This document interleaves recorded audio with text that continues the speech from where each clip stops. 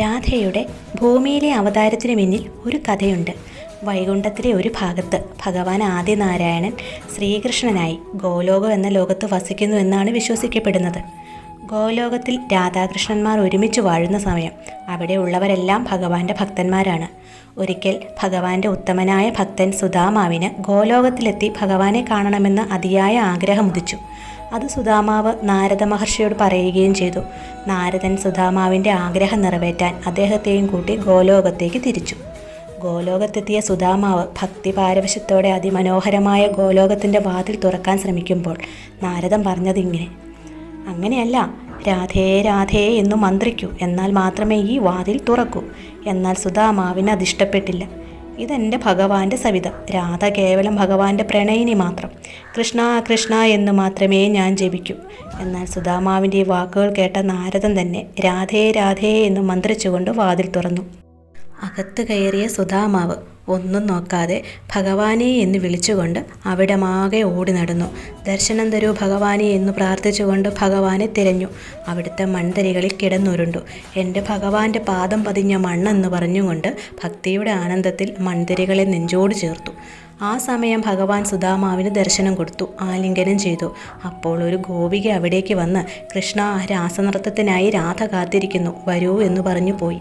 അപ്പോൾ തന്നെ ഭഗവാൻ സുദാമാവിനോട് വിട പറഞ്ഞുകൊണ്ട് അവിടുന്ന് രാധയുടെ അരികിലേക്ക് പോയി. ഇതൊന്നും സുദാമാവിന് ഇഷ്ടമായില്ല. ഈ രാധ കേവലം ഒരു പ്രണയിനി മാത്രം, എന്തിനെൻ്റെ ഭഗവാൻ രാധ വിളിക്കുമ്പോൾ പോകണം? സുദാമാവിൻ്റെ മനസ്സിൽ മായാവലയമുണ്ടായി. അദ്ദേഹം ഭക്തിയുടെ നിറവിൽ അന്ധനായി പോയിരുന്നു. രാസലീലയാടുന്ന വള്ളിപ്പടർപ്പുകളാൽ നിറഞ്ഞ വാടിയിലേക്ക് സുദാമാവ് എത്തി.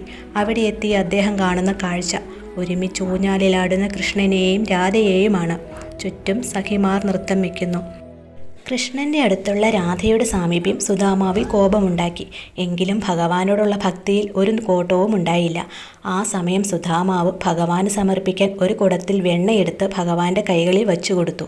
എന്നാൽ അത് കൈനീട്ടി വാങ്ങിയത് രാധയാണ്. സുദാമാവിന് കോപം അടക്കാനായില്ല. സുദാമാവ് നോക്കി നിൽക്കെ രാധ അതിൽ നിന്ന് വെണ്ണയെടുത്ത് ശേഷം അത് ഭുജിച്ചു. ബാക്കി വന്നത് രാധ കൃഷ്ണൻ്റെ വായിൽ വെച്ചു കൊടുത്തു.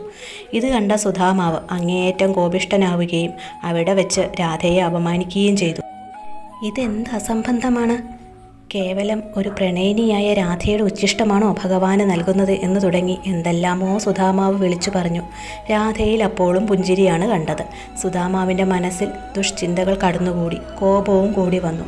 ശേഷം ഭഗവാൻ സുദാമാവിനെ സമാധാനിപ്പിക്കുകയും രാധ ആരാണെന്ന് മനസ്സിലാക്കാൻ ശ്രമിക്കുകയും ചെയ്തു.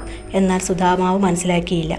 ശേഷം ഭഗവാൻ സുദാമാവിനെ പള്ളിയറയിലേക്ക് വിളിച്ചു. എന്നിട്ട് പറഞ്ഞു, ഞാനൊന്ന് ഉറങ്ങാൻ പോകുന്നു. ആരും എന്നെ ഒരു രീതിയിലും ശല്യപ്പെടുത്താതിരിക്കാൻ സുദാമാവ് ശ്രദ്ധിക്കണം. സുദാമാവ് ആ ആജ്ഞ ശിരസാവഹിച്ചു.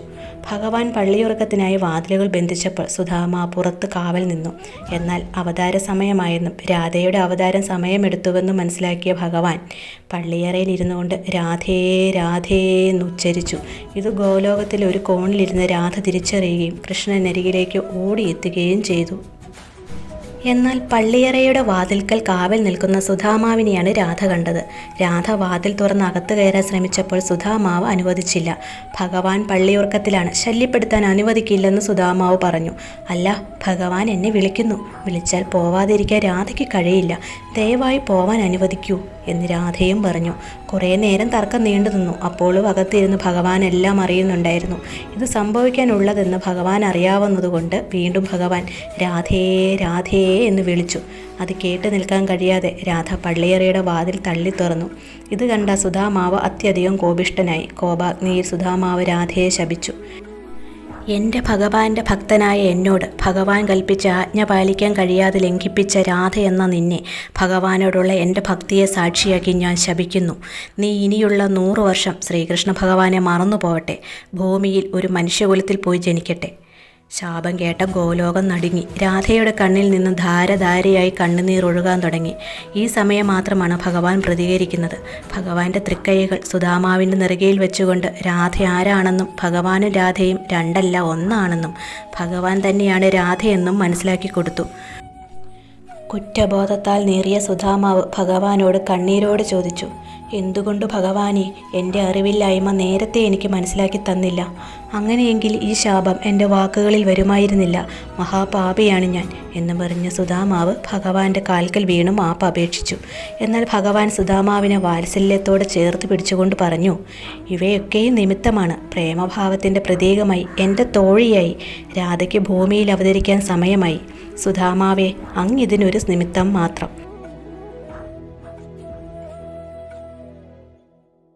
ശേഷം സുധാമാവ് രാധയോട് മാപ്പ് അപേക്ഷിക്കുകയും രാധേ രാധേ രാധേ കൃഷ്ണ എന്ന് മന്ത്രിക്കുകയും ചെയ്തു.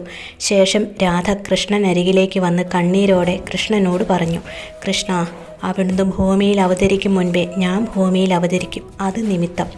ഭഗവാനെ, അവിടുത്തെ മറന്നാലും ഈ ഉള്ളവൾ കണ്ണുകൾ തുറക്കുന്നത് അവിടുത്തെ ദർശിക്കാൻ മാത്രമായിരിക്കും. കൃഷ്ണൻ ഭൂമിയിൽ അവതരിച്ച് എൻ്റെ അരികിലെത്തും വരെയും ഞാൻ കണ്ണുകൾ തുറക്കില്ല. ഇങ്ങനെ പറഞ്ഞുകൊണ്ട് രാധ ഭൂജാതയായി.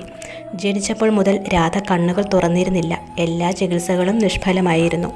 ഒടുവിൽ കൃഷ്ണാവതാരം നടന്നിട്ട് നന്ദഗോപരുടെ വസതിയിൽ വെച്ച് കൃഷ്ണൻ രാധയുടെ അരികിലെത്തി. ആ സമയം രാധ കണ്ണുകൾ തുറക്കുകയും ആദ്യമായി ഭഗവാനെ തന്നെ കാണുകയും ചെയ്തു. പിന്നീടുണ്ടായ 100 വർഷക്കാലം വരെയും രാധയ്ക്ക് താൻ ആരാണെന്നോ എന്താണെന്നോ കൃഷ്ണനെയോ ഓർമ്മയില്ലായിരുന്നു. രാധ കൃഷ്ണനെ കാണുകയും പ്രണയിക്കുകയും ചെയ്തപ്പോഴും കൃഷ്ണൻ ആരാണെന്നും രാധയ്ക്ക് അറിയില്ലായിരുന്നു.